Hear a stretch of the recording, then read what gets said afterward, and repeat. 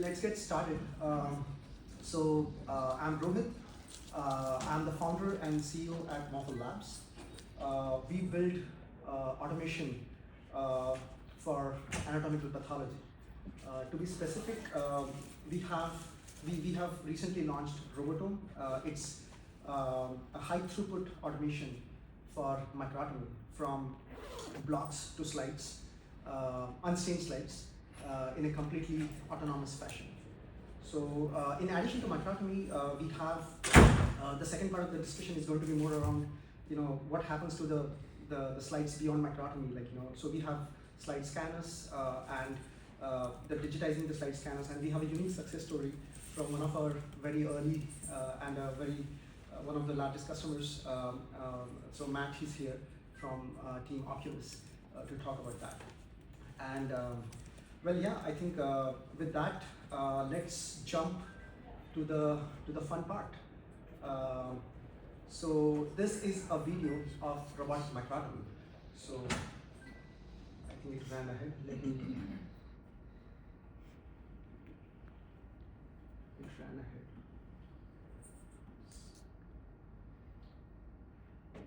I'll go back and start. All right. So you load a standard box of plates, 40 blocks, and the robotic arm starts doing the magic. Like, it picks up the block, loads it to microtomy chuck. This is actually the facing part, where the block face is being trimmed off for the excess to expose the right cross section. And there is computer vision algorithms automating this process, and there is a manual intervention step also involved. Beyond, after the block is faced, the block is moved to something called as a chilling station. The chilling station is actually a thin layer of water at 1 degree Celsius, which it's almost like ice, but yeah, it does the chilling and the hydration of the block. And then block is moved back to the microtomy chuck. It senses how deep the wax is, so that it does not chunk out the tissue, and finally the section will start. So yes, you can see there are two robotic manipulators which are moving the sections, transferring the sections from the blade edge to the glass slide in hot water, warm water at 45 degrees Celsius. And it can do 1 or 2 or 3 sections per slide.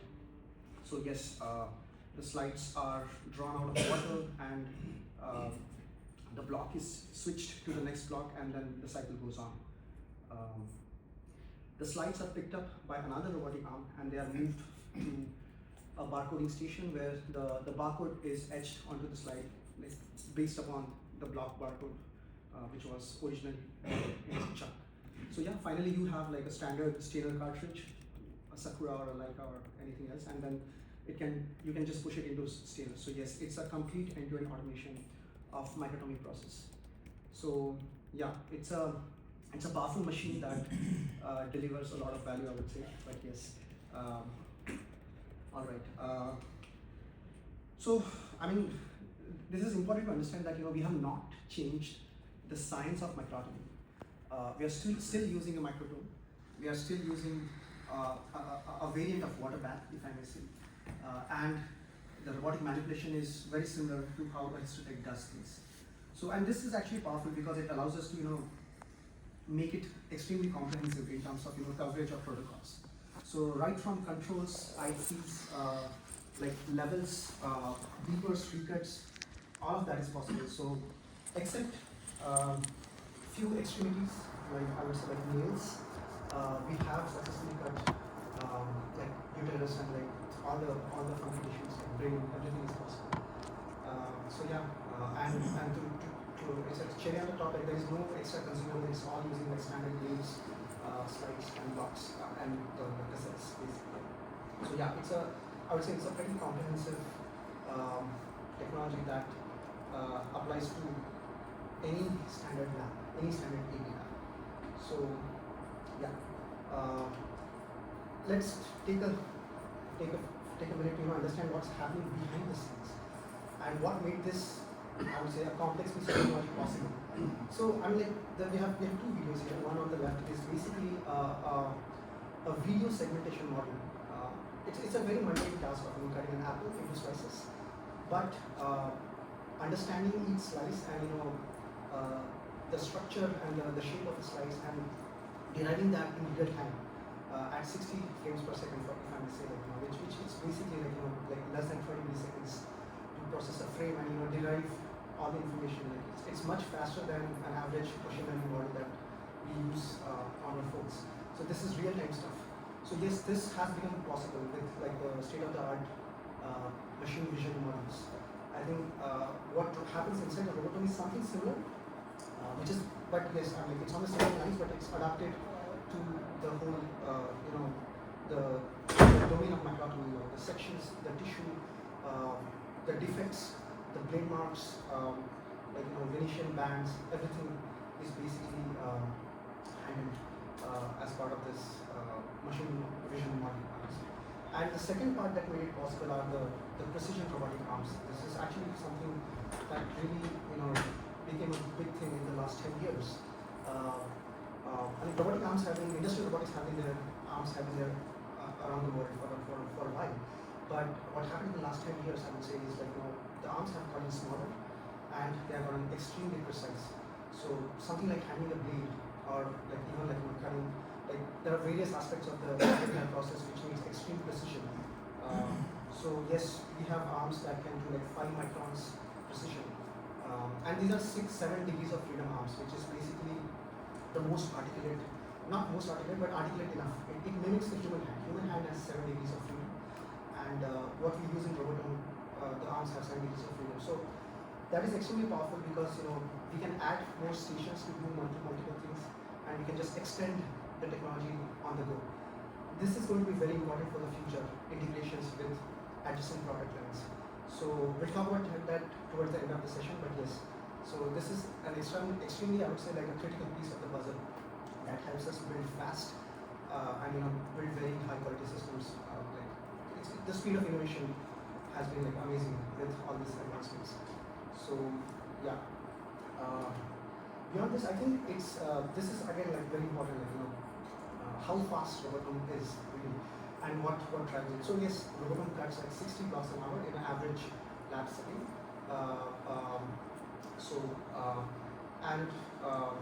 It's actually, I would say, like twice the speed of average histotic.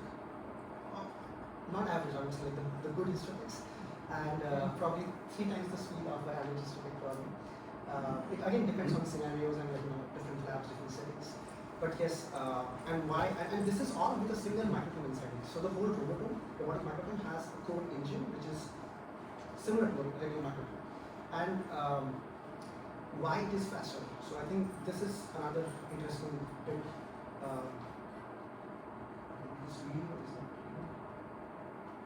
But yes. So anyways, we have seen the video before, but it's important to understand there are 2 robotic subsystems which are actually accessing the same microphone. So think of it like two histotechs operating the same microphone. It's literally happening like that. So there are multiple hands, and like there are multiple decision systems, multiple cameras acting in parallel. So this parallelization of different processes within a robotic system is what really drives it to the highest speed. And of course, we have the second half is also important, I would say, because this is like how comprehensive the workflow is. There are downstream processes, there are upstream processes. Like for example, here we are chilling the block. So chilling is a process in between facing and sectioning. We have the same machine doing both chilling and sectioning. So that again like cuts down any handling time in between. And of course, you just saw the laser etching, which is a downstream process. Someone may call it upstream also, but yes, the laser etching is again a process where you are not, there is no context switch for the operator. You just load the blocks and furniture. You just get the racks, a rack full of unsourced sites delivered to you at the end of the process, which you can push into a system. So yes, automating these auxiliary functions of microtomy adds to the entire throughput. So yeah, I think in a nutshell, it's a faster system. It delivers consistent quality, and yes, I mean it solves all your hiring troubles hopefully. But yes, so yes, that's Robotom in a the summation of the robotome. And well, I think, and robotome again, like this is I would say, this is a bonus that, because robotome has extremely good quality control, like, if there are any embedding defects, processing defects, if there are holes while cutting, the block will be rejected. And you will never get a bad slide, unstained slide. And that means your digital pathology workflows become even more efficient. The rescan rates will probably go down to zero, if not, so it will go down to zero, I would say. So yes, that's I would say like the bonus on top of everything else. So yes, I think with digital pathology in the mix, I would love to invite Matt to speak more about an interesting piece. It's a very, very unique story, I would say. Yeah.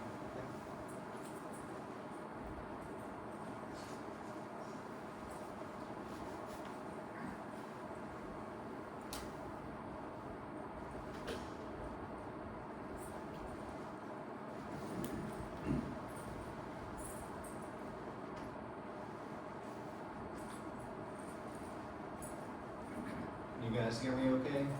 Audio's good. My name's Matt Thompson. I am the CEO at Oculus Pathology.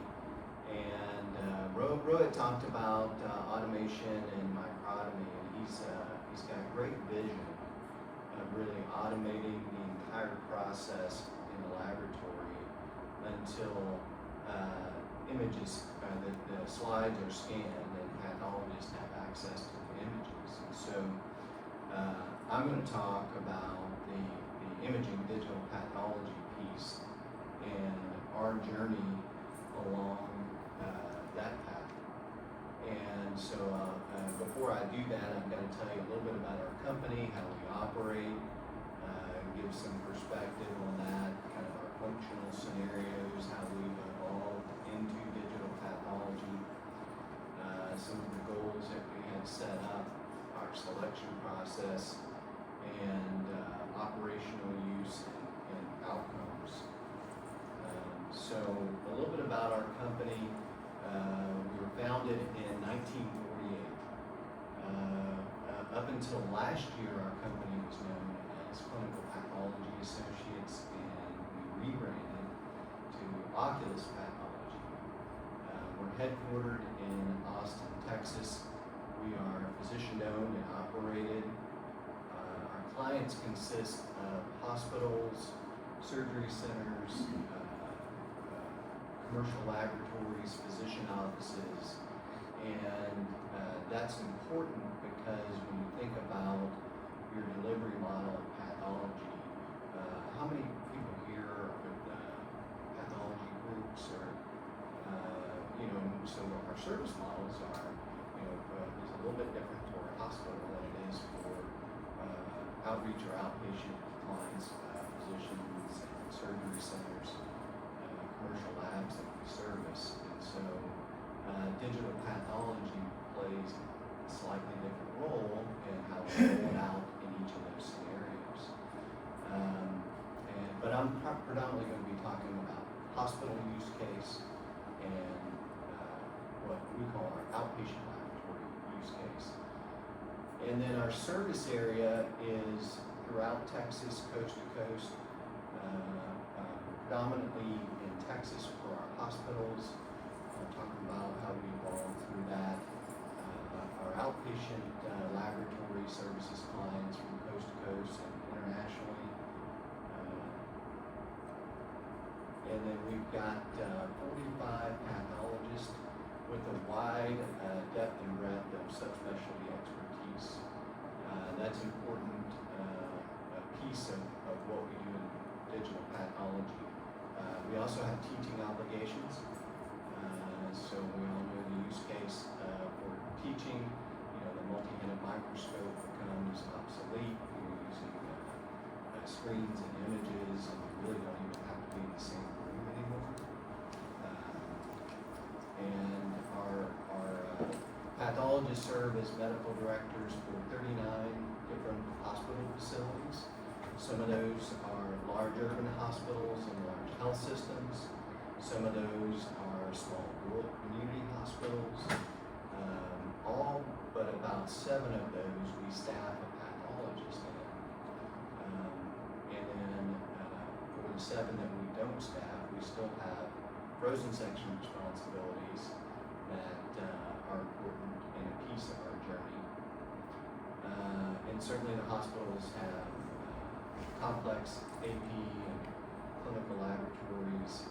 On the outpatient side, servicing wide range of clients from wide geography. Physician offices and surgery centers make up most of that. And then here you see our subspecialties. I don't think the slide translated quite as well. We lost the bullets on the right-hand side. But we're a group that has got just about every subspecialty that you think of in pathology. And our group may be unique from many of yours, but our pathologists are all generalists, but they rely on each other for internal consultations. And so we need to be able to tap into this subspecialty expertise across a wide geography that spans 3 different divisions in the state of Texas. So we've got pathologists that are stationed both in the laboratory and in hospitals across a very wide geography, say 300-400 miles. Okay, so the functional scenario that we start off with is in hospitals, and so 39 different facilities. And we want to be able to deliver this expertise, the subspecialty expertise, across our entire clientele, where it's needed. And in the hospital setting, we're really focused on a digital pathology front. It's predominantly focused on net new business for us. And so we're not necessarily coming into our large urban health systems and putting digital pathology in place. Why? Because they've already got good systems, there's a good workflow, we've got courier networks that deliver slides out. But in places that are remote for us, digital pathology allows us to put subspecialty expertise into that hospital without having to staff a pathologist in that hospital. And so we're looking at digital pathology as the new frontier, to be able to give us new business in hospitals that we couldn't staff pathologists on. The other scenario are those community hospitals where it doesn't make sense to staff a pathologist in. No big secret here. We all look at the cost associated with pathologist compensation and decide if we've got enough pathology to staff that facility. But each one of those has frozen section responsibilities, not like our large urban centers, but we still have to provide frozen sections. And think of all the efficiency you can create by not having to dispatch a pathologist, a most expensive resource, and have 2 hours of drive time for a frozen section. And then we can have AP cases from multiple hospital laboratories that we can consolidate and spread out. For the solutions for our outpatient laboratory, we're really looking to expedite the delivery of those slides or images to pathologists. And so 45 pathologists across a very wide geographic area. It's hard to, once you put that slide on a courier, first of all, the courier's waiting for a batch of slides, right? So there's a little bit of lost time in just waiting for a group of slides that have to go to this location. There's a little bit of drive time, and each of our areas has a centralized spot that slides go into, and then they go out. So you take the geography, it's not just the distance from, say, Waco to San Antonio, but it's once it gets into San Antonio, it has to go out to where the pathologists are. That takes another 2-3 hours to make the full round trip. So we wanted to really clean that up, tighten that up. And then the pathologist efficiency. We have any pathologists in here? One. So pathologists working in the hospital, there's a workflow.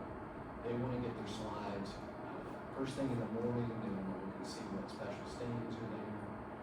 And then in our scenario, we start scanning slides early in the morning, overnight even, and then the slides start popping up in their queue just about the time they're finished with their workload from the hospital cases.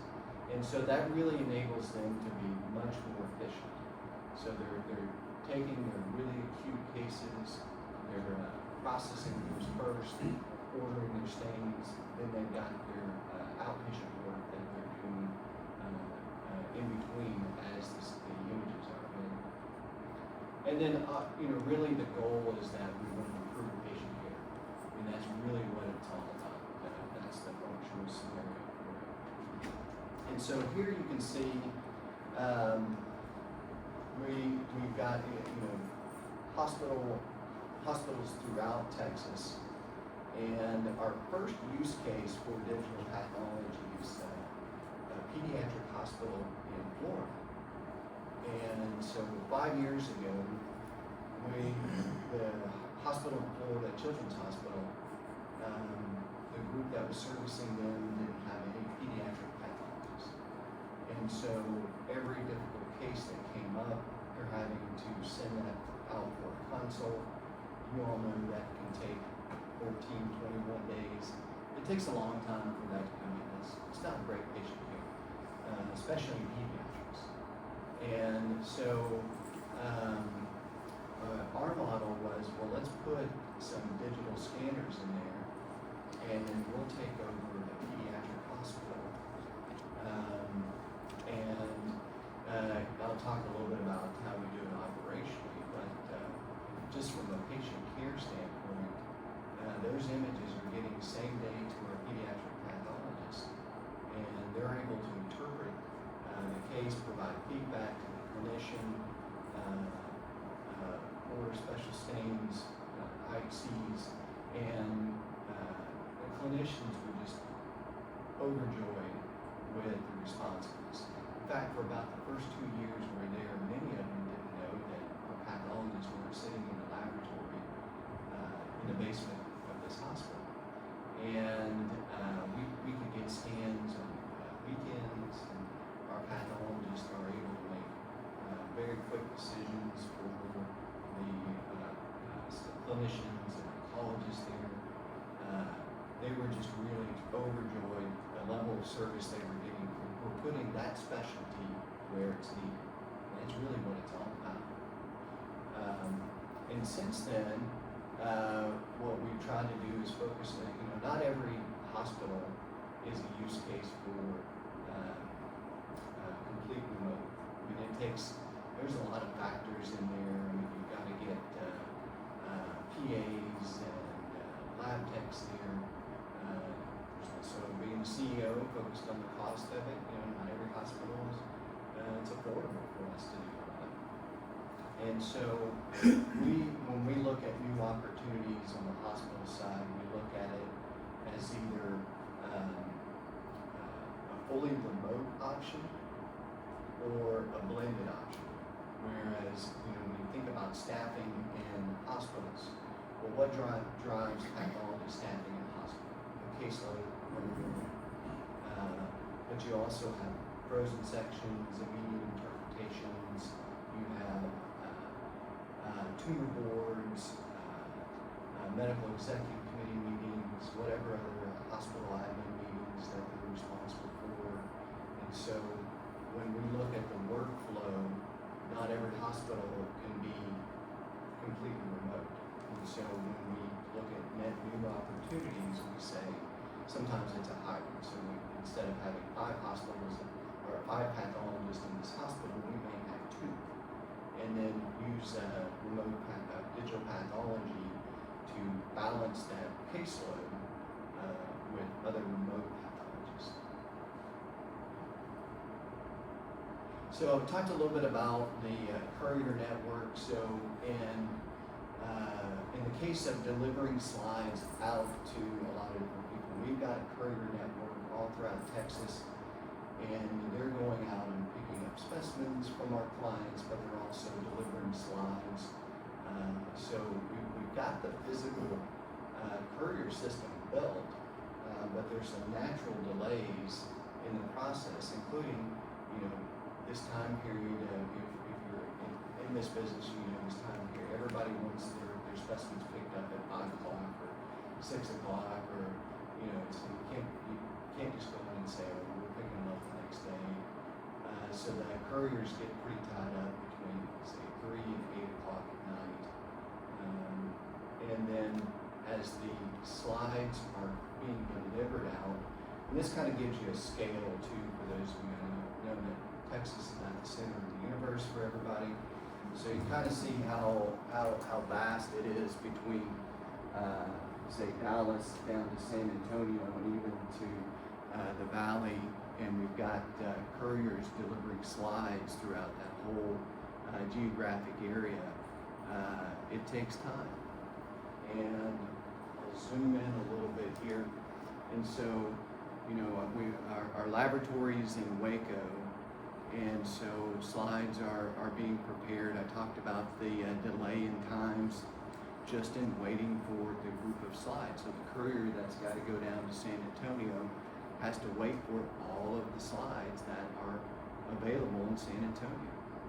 And so that takes time. Some of those were ready at 2 o'clock in the morning, but they've sat there until 11 o'clock waiting for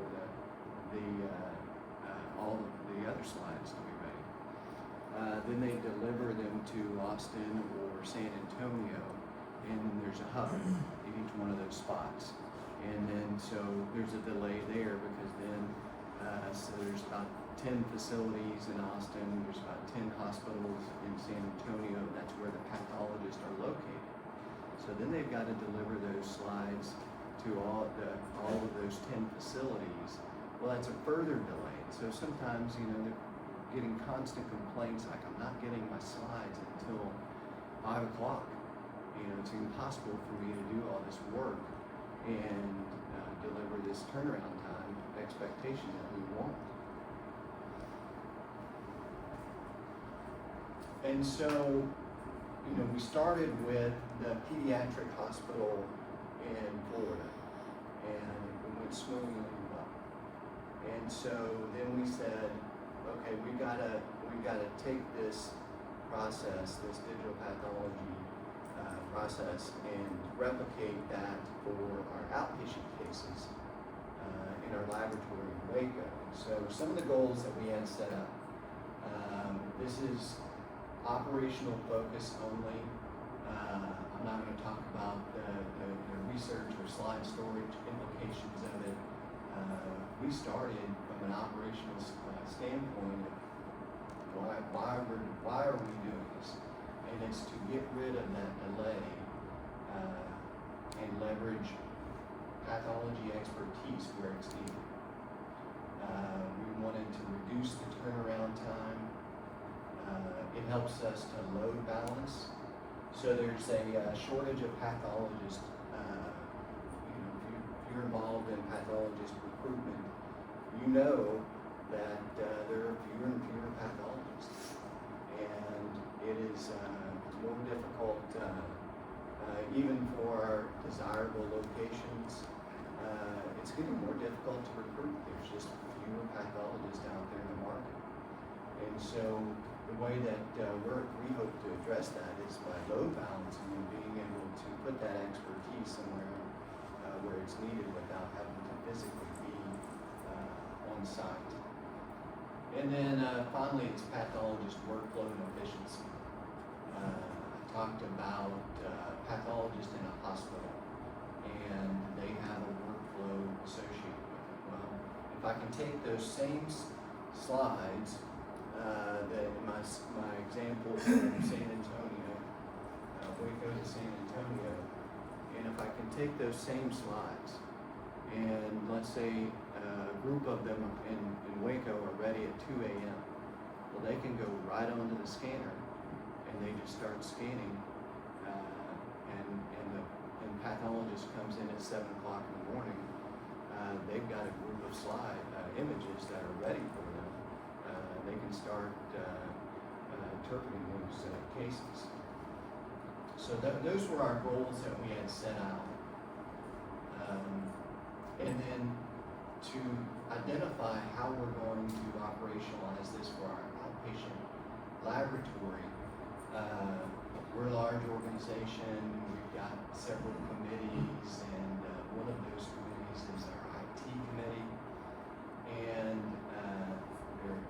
there's an offshoot of that IT committee created just to go through the selection process for digital pathology. So, most of you by this point have at least seen some demos of digital pathology. It's a complex process. There's the hardware, there's the image viewer, there's storage, there's hardware assets. But this working group within the IT committee was charged with looking at the full world of digital pathology and some of the things that they looked at. So first and foremost was image quality. And if the quality of the image wasn't good enough to interpret, then that was a no-go. So the way that we did that was that we got a cross-section of cases from our outpatient lab. I think it was about 10 cases. And we sent it to every vendor. They were blinded. We sent them to every vendor that we were talking to, that we narrowed the list down to, I think, 4 vendors.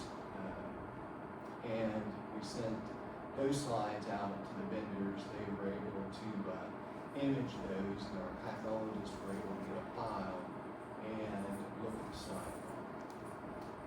Certainly cost is the big component of this. It's easy for me to sit here and say, yeah, it's for everybody. It probably isn't for everybody because there's a huge cost associated with it. Our CFO's in the back of the room, and she cringes every time I put in another work order for a scanner. And then closely associated with that is that the technology is changing very rapidly. So there's a constant battery running low. Hopefully we won't get through. Somebody put that up there to get me off the stage. We are looking at about a 15-minute warning. Okay. Session. Yep. And so the cost is one thing, the upfront cost, and you think about like lab instrumentation. And when you look at IHC instrumentation, well, you hope to have that for 10 years. If you can make that work.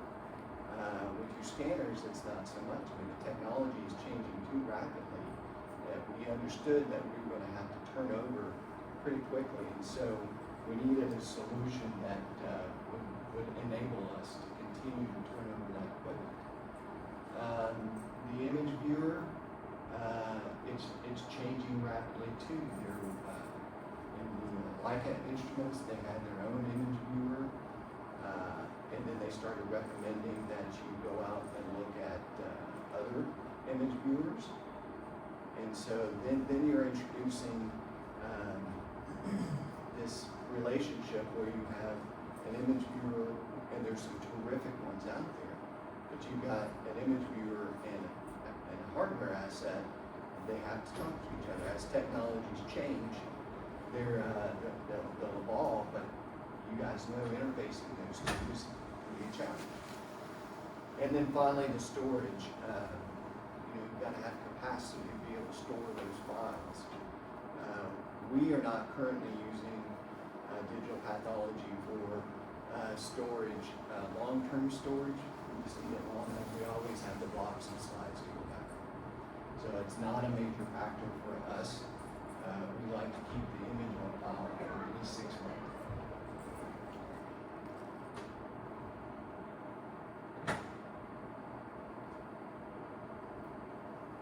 Okay, so how do we operationalize all this? First of all, you have to have a pathologist champion. Anybody hear the NYU presentation yesterday, Dr. Hoda? Fantastic, really great presentation. Saw a lot of similarities in there. And he said he was just, I forget the term he used, but he was being modest, I think, saying it was a very small piece of this. I suspect that doesn't happen without Dr. Hoda involved in that. And similarly, we have a pathologist champion, Dr. Chandra Krishna. He's a pediatric and a pathologist and a hematopathologist. And he has the vision for what we want to do. So without him, we're not able to operationalize this. So you've got to have somebody invested into the process that's got a vision for how it's going to be and can help you along the way. And so we've got 10 scanners now in 7 different facilities or laboratories. Some of them, well, let's start with our outpatient laboratory. So we've got high capacity scanners, and those are important, especially in the overnight setting. We're a 24-hour lab, so we've got specimens coming into that lab at all times of the day. So slides are ready at any given time. As soon as they're ready, they can go into the scanner. And so we've got multiple high capacity scanners there, and slides get loaded in, and they scan overnight. But there still is a limitation. It doesn't, let's say the ones we have are 240 slide scanners. Well, it doesn't mean that all 240 scan at the same time. They still scan one at a time. So it takes time to work your way through 240 slides. In our hospital settings, we've got small capacity and large capacity scanners, and we use those scanners to load balance the on-site in some cases, or all of it's remote, and those images go out to pathologists in different locations. They help to balance the workload so that the pathologists on site are not having to deal with a very large caseload in addition to all their other responsibilities. The validation process and pathology competency process, Dr. Hoda yesterday talked about the adoption of it. When we switched to scanning for our outpatient laboratory, I was fully expecting just a revolt. I thought there would be people that just would not adopt it whatsoever. We were pleasantly surprised about how open everybody remained. And so the validation process is pretty painless. Pathologist competency is pretty painless. Once you have a plan in place, you can implement that and roll it out. Another thing that we learned along the way was that we needed to modify the scanning. So with digital pathology, there's different levels. There's e-stacking. A cytology case is going to take more time than say a GI biopsy, and so we're able to use that label and work with our team at Morphle and adjust the scanning so that a tech doesn't have to be punching in buttons to say, okay, I'm what is e-stack this case, from this could be a quick scan. All of that's embedded in the technology. And then scanning technicians. So for our large areas where we have a high concentration of digital cases, you've got to have a technician there, and it really they become invaluable to the process. But that is an added expense that on top of this. And then finally, with 10 scanners across multiple facilities, we needed to have a centralized dashboard, because we have pathologists that are not in any one of those locations where the scanners are, that have to be able to access images from multiple different places. And so we worked with Morphle, and they developed for us a centralized dashboard where pathologists log in once, they can see all of their cases. And we also interface with the LIS systems, and so you've got LIS systems for your outpatient lab, hospital lab, a lot of moving parts. And so our outcomes for turnaround time, I'd love to tell you that we drastically improved our turnaround time. The truth is that we did improve it a little bit, but not statistically significant enough to say that was a victory. But we were able to load balance across multiple different systems. It improves our consultations speed, so we can, pathologists, instead of sending slides from south of Dallas to Harlingen, Texas, they can just pop an image up, and makes it much quicker and easier. And it's also for the teaching and tumor boards. We can flag cases on tumor, interesting cases for tumor boards, using the software, Morphle software, so that it stores it and says, okay, this is Dr. Krishnan's tumor board collection. And then clinician satisfaction. It was interesting to hear in the NYU presentation that finally pathology is relevant again. Clinicians are really satisfied with being able to work closely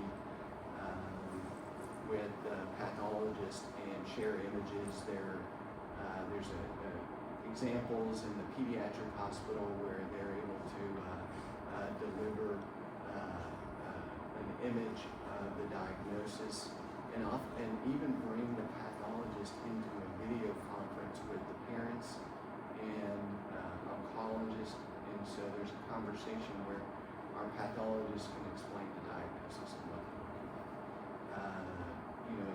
It's not, let's be honest, a parent looking at a slide, they're going to see the same thing that I see. There's cells, there's nuclei, I don't know. But it's just a different service level that really improves the satisfaction of clinicians. And then most importantly for us, the pathologist efficiency and satisfaction. Our pathologists are much more satisfied because their workflow is more fluid. They can get cases when they're ready and not have to wait for a courier to be able to drive those slides to where they are. They generally like, I was driving through Delaware with a pathologist, and he was having this conversation with another pathologist who wanted a consultation for a liver case. Well, she was able to send it to his phone through Teams, the image. He was talking to the other pathologist, working through, it's like, well, here's what I'm thinking, what are you thinking? And they worked through it, and they were able to get that consultation completed very quickly. Satisfaction level of pathologists has gone up. And so I will stop there, and I think you want to say a little Saved very little time. Some high quality minutes available to us all. Question Q&A time. So, you've been able to see any efficiencies or cost reductions with your courier network since you moved in? So there are, we hoped there would, but even early on when we were moving through the process to identify digital pathology, we quickly realized that there wasn't going to be any, and there was not. Now, to be fair, we're a growing company, and so there's a lot that's hidden. It changes. It even changes the laboratory workflow. And so, up until digital pathology, it was all designed around having cases ready at 7 a.m. Well, now we shift staff because we want cases ready as soon as possible because they can be loaded up on the scanner. In fact, where there was even some complaints, we would have cases that would be ready so soon they would show up in a pathologist's queue at 3 o'clock before the next day. But they were saying, I'm not getting all these new cases at 3 or 4 o'clock in the evening. It's like, well, those are for tomorrow. But our courier network is, if you think about it, is built to pick up specimens, and the other thing it's built is to courier slides between hospitals, and so there still has to be some of that happens, and so we didn't see any reduction in courier costs.